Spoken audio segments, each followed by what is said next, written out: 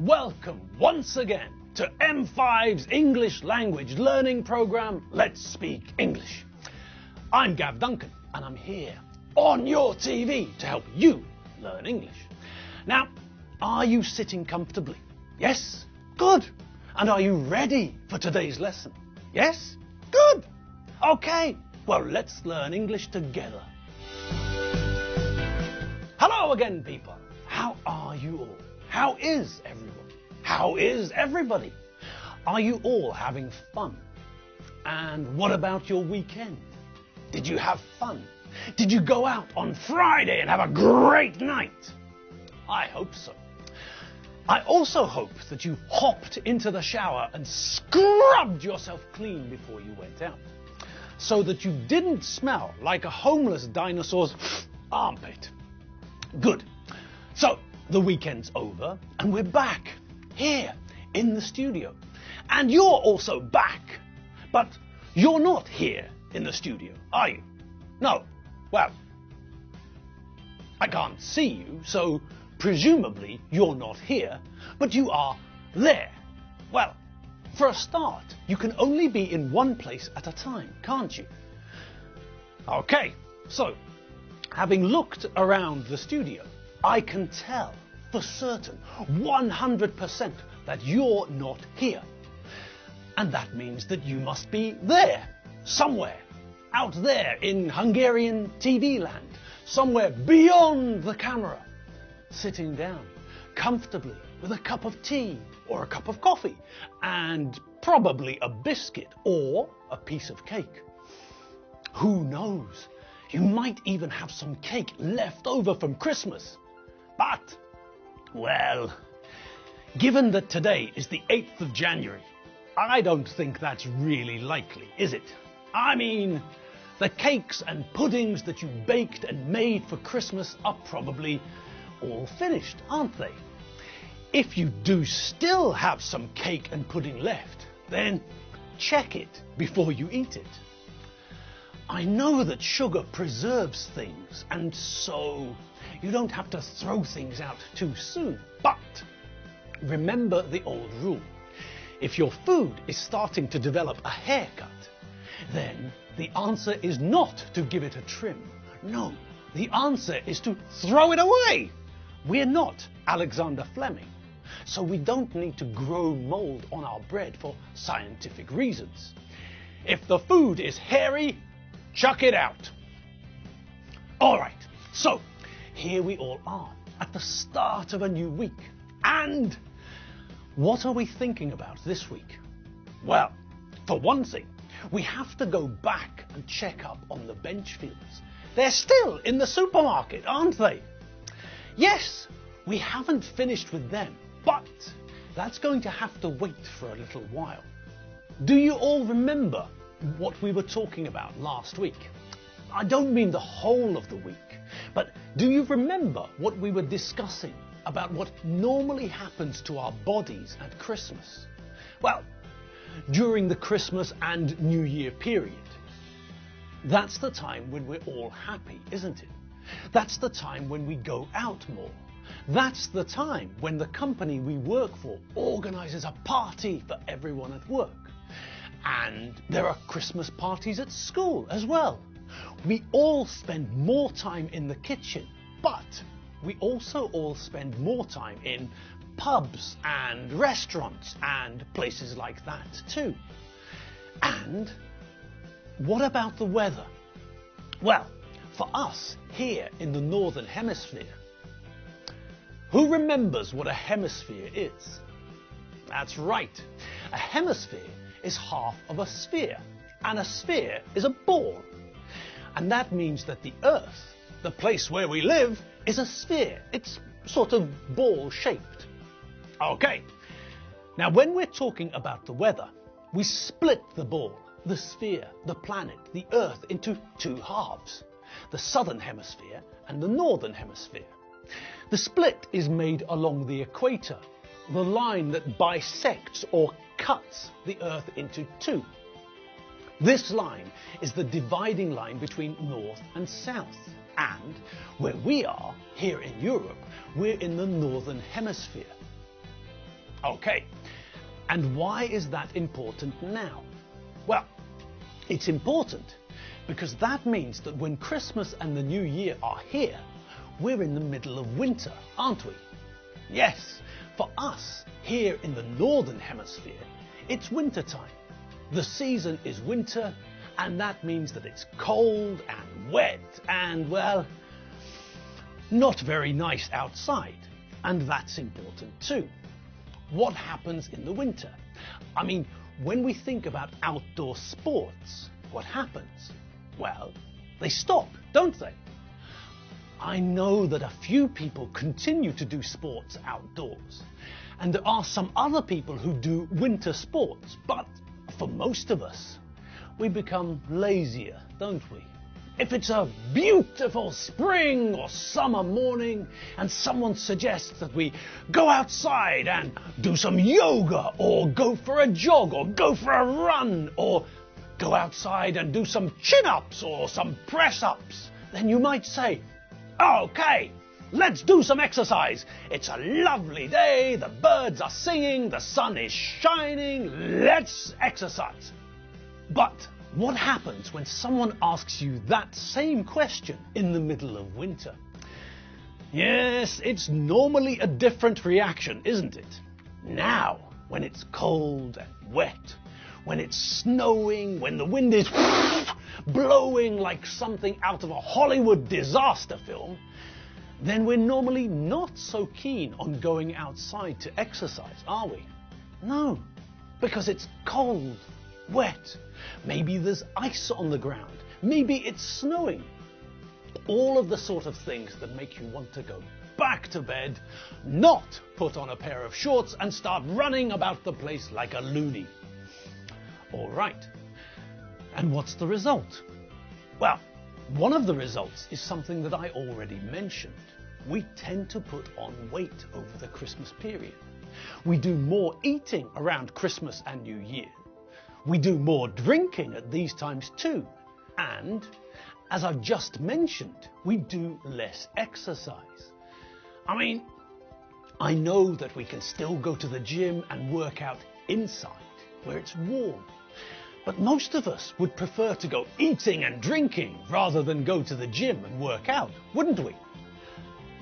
Oh, and while we're here, there were a couple of new words in that last bit that I think we should have a closer look at. Did you notice them? One of them was the adjective keen, and the other was a verb, the verb to tend. So when I used the adjective, I said that we're normally not so keen on something, on exercising in the cold outdoors. Can you figure out what it means? Keen is an adjective, which is a synonym for eager or enthusiastic. Think about the reactions of children. If you suggest that they stay inside on a nice day and practice the violin and then do some extra homework, what's their reaction? Are they excited about the idea of staying inside with extra homework and a violin? No, they're not, are they? Now, think about another idea. What if you suggest that you take them to the park, play football, then have some ice cream, and then go to the cinema, watch a film, eat some popcorn, and then go to an Italian restaurant to eat pizza? What's the reaction now? Yes, now the reaction is completely different, isn't it? Now they're really excited about doing these things. Now they're keen, they're eager, they're very enthusiastic about the plans for the day. So, when we use the adjective keen, we're saying that this person is very enthusiastic about something. They really want to do it. They really enjoy it. Keen, eager, enthusiastic. He's very keen on her. She's very keen to help her grandma. They're eager to go skiing. Now, if we use the adjective keen, then we can use it with a noun without a preposition. Like in the sentence, Michael's a keen football player. Then we're talking about what Michael likes doing. Here, we're telling someone that Michael really enjoys playing football. Maybe he's good at football, maybe he's not good at football. When we use the adjective keen, we're not providing or giving any information about how Michael plays football. Whether he plays like this bloke, 4 mål. Ja, det är inte helt otänkbart för nu är ju hårt ute och det blir ett... or whether he plays more like this bloke. You see, when we use the adjective keen, enthusiastic or eager, we're not saying anything about the ability of that person to do that thing. Graham might be a very keen piano player, but that doesn't mean that he's a good piano player. Do you all remember Eric the Eel, the man who entered the Olympic swimming competition when he couldn't really swim? Well, we can say that he was keen. He was a keen swimmer. He was enthusiastic about swimming. He was eager. But we're not saying anything about his talent, about his skill. When we use adjectives like keen, eager and enthusiastic, we're not giving any information about how well or how badly someone does something. So, we can use keen with a noun and no preposition. Michael's a keen footballer.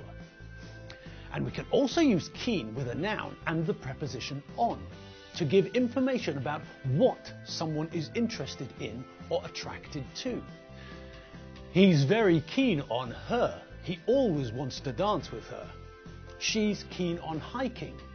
Every weekend she goes into the countryside and hikes for miles and miles. So, there are a couple of ways we can use keen, either with a noun but without a preposition to show what this person likes doing, or with a noun and the preposition on to show what this person likes or finds attractive. Now, the other word we saw just now was the verb to tend. And does anyone have any ideas about this one? Think about the sentence that I used it in.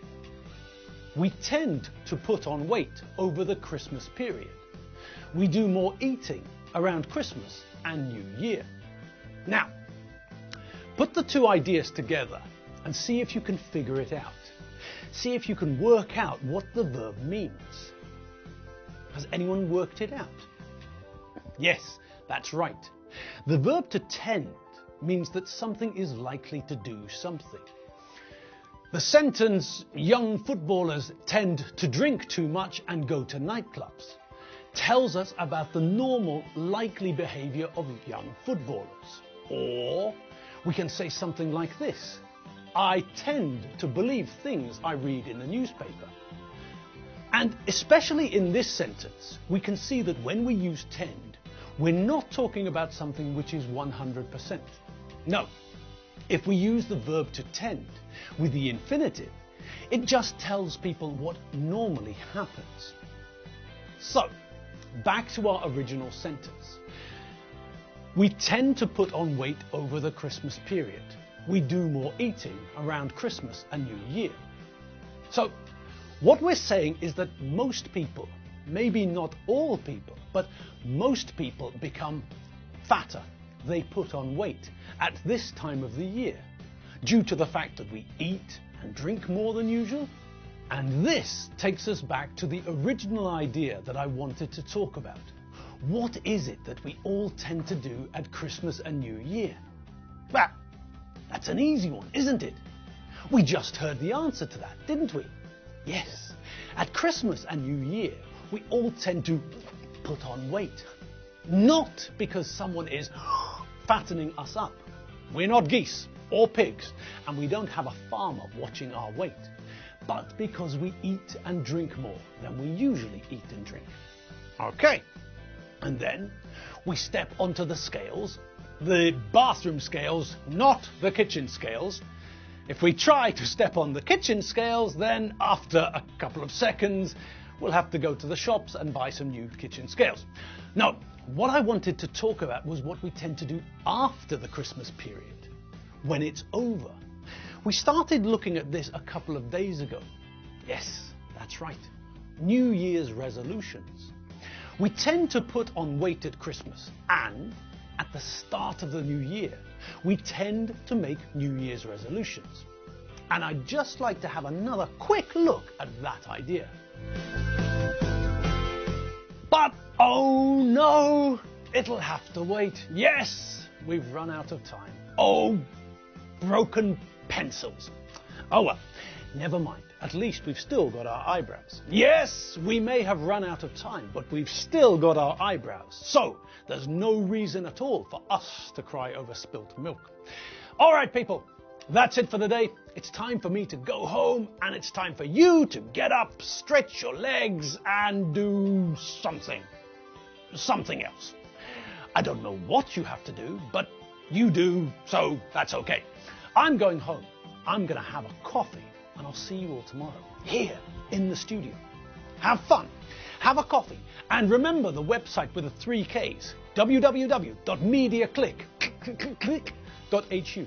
See you later. Bye.